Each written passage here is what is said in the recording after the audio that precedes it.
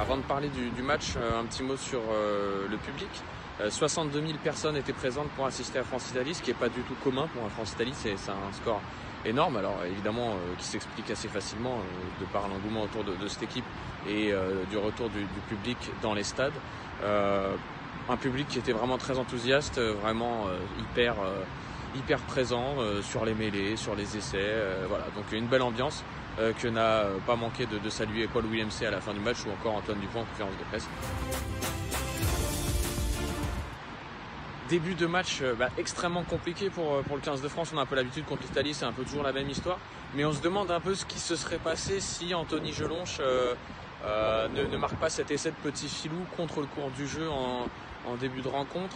Parce que c'est vrai que c'est lui qui sonne la révolte côté 15 de France, même si au global évidemment l'équipe était nettement supérieure à celle d'Italie.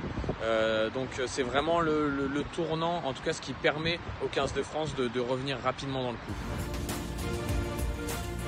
Au bout du compte, une belle victoire avec un bonus offensif, mais pas d'enflammade parce que la semaine prochaine c'est l'Irlande, c'est l'équipe qui est proclamée favorite avec le 15 de France donc à l'issue de cette première journée, puisque l'Irlande a battu le Pays de Galles assez facilement.